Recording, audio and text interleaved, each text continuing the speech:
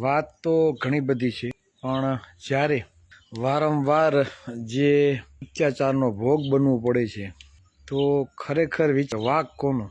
તો તેમાં વાંક આ કોળી સમાજનો જ છે કે સૌથી વધુ મત હોવા છતાં પોતાની મતની કિંમત ન સમજી એવા લોકોના હાથમાં તમે છતાં આપો છો કે જે લોકો જ્ઞાતિવાદી છે. તમને યોગ્ય અવસર, સમાનતા, કોઈ પણ જાતનું તમને પ્રાધાન્ય આપવામાં આવતું નથી.